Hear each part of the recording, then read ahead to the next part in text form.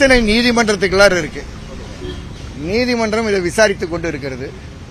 உயர்நீதிமன்றத்துடைய கவனத்திற்கு கொண்டு செல்லப்பட்டிருக்கிறது.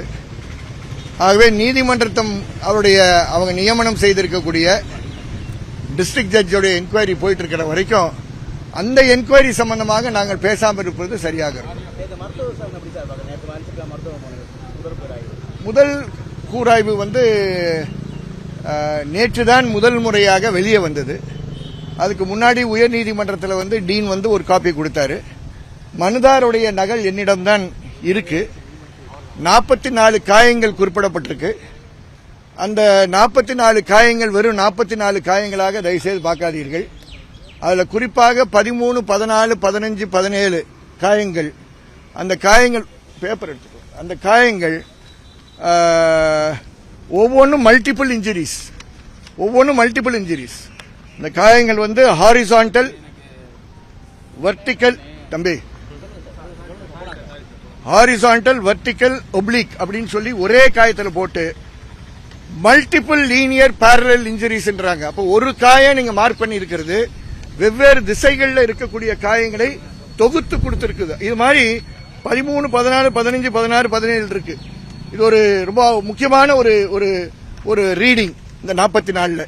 இது போக உங்களுக்கு 26, 27, 28, 29, 30, 31, 32, 31 வரைக்கும் எல்லாம் அப் டு த மசில் லெவல்னு சொல்றாங்க. அப்போ இந்த மசில் லெவல்ல இருக்கக்கூடிய காயங்கள் அருவாலெல்லாம் வச்சு பண்ண முடியாது. பிளண்ட் ஆப்ஜெக்டை வச்சுதான் இதை நடத்தி இருக்க முடியும். இந்த மாதிரி பிளண்ட் இன்ஜுரிஸ் வரும்போது என்ன ஆகுதுன்னா உடல்ல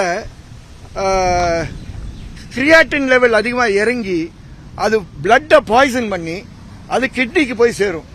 அது கிட்னிக்கு போய் சேர்றதுனால தான் இந்த ட்ரோமேட்டிக் டாப்டோமயாலிசிஸ் என்ற ஒரு நிலை ஏற்படும். இதை அன்னைக்கே நான் நீதிமன்றத்தில் வாசித்தேன். யாருக்காவது நீதிமன்றம் நீங்க ஃபாலோ பண்ணிருந்தா நீங்க பார்த்திருப்பீங்க. அதை வாசித்தேன். அதுதான் நடந்திருக்குன்றது இதை காட்டுது. அதனால அவர் ஃபிட்ஸால இறந்து போயிட்டாரு, ஹார்ட் ஃபெயிலியரால உடந்து போயிருக்காருன்னு நிறைய பேர் பேசிட்டு இருந்தாங்க. அதெல்லாம் இதுல ஒரு வார்த்தை கூட இல்லை என்றதை நான் சொல்ல விரும்புறேன். மருத்துவர்கள், இதை நடத்திய மருத்துவர்களை பாராட்ட கடமைப்பட்டிருக்கிறோம். இதுல நல்ல விஷயங்கள் நடக்கும்போது பாராட்டணும். இது 3.5 மணி நேரத்துக்கு மேல நடந்த ஒரு போஸ்ட்மார்ட்டம். இந்த போஸ்ட்மார்ட்டம் ஆரம்பிச்ச நேரம் 5:45க்கு ஆரம்பிச்சது. முடிஞ்சது 9:20க்கு முடிஞ்சிருக்கு. ஒரு ரொம்ப நேர்மையாக நடந்திருக்கக்கூடிய ஒரு சமீபத்தில் நேர்மையாக நடந்திருக்கக்கூடிய ஒரு போஸ்ட்மார்ட்டம். அந்த போஸ்ட்மார்ட்டம் செய்த மருத்துவர்கள், அதுக்கு பக்கபலமாக பக்கத்தில் இருந்த ஜுடிஷியல் மேஜிஸ்ட்ரேட் திருப்பவனம், இவங்களெல்லாம் பாராட்ட நம்ம கடமைப்பட்டிருக்கிறோம். இதான் என்னுடைய இது இன்டரம் ரிப்போர்ட். இது ஒரு ஃபைனல் போஸ்ட்மார்ட்டம் ரிப்போர்ட் அல்ல. இது ஒரு இன்டரம் ரிப்போர்ட். இது ஒரு ஃபைனல் போஸ்ட்மார்ட்டம் ரிப்போர்ட் அல்ல. ஃபைனல் போஸ்ட்மார்ட்டம் ரிப்போர்ட் வரும்போது முழுமையாக பார்த்துக் கொள்ளலாம். ஆனால் இதிலிருந்து அதோடைய திசை என்னவென்பது தெரிகிறது. ரொம்ப தெளிவா இருக்கு. சிபிஐ விசாரணை எங்கேயும் பண்ணல சார். ஏன் நம்ம தான் தவறா பேசுறோம். மாண்புமிகு முதலமைச்சர் சிபிஐக்கு கொடுப்பதற்கு ஆட்சேபனை இல்லை, கொடுக்க நான் தயார் என்று அறிவித்திருக்கிறார். நீதிமன்றம் ஃபைனல் கால் எடுக்கும். அது என்ன கால் எடுக்கிறாங்கன்றது நீதிமன்றத்துடைய கையில் விட்டுருவாங்க. என்னுடைய தனிப்பட்ட கருத்து, தயவு செய்து சிபிஐக்கு போகக்கூடிய வழக்கு இது இல்ல. இது தமிழக காவல்துறையில் இருக்கக்கூடிய நேர்மையான உயரதிகாரிகள் பலர் தமிழகத்தில் இருக்கிறார்கள். ஆண்கள், பெண்கள் இருக்கிறார்கள்.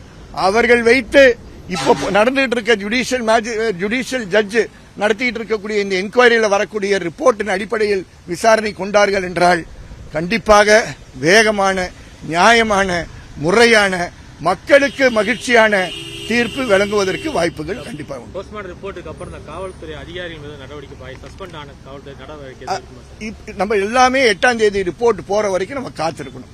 கொஞ்சம் பொறுமை காக்கணும், வேற வழி கிடையாது. பொறுமையா காத்தாதான் சரியான விஷயங்கள் வெளிவரதுக்கு ஒரு சூழல் ஏற்படும். அந்த பொறுமையை காத்திருப்போம்.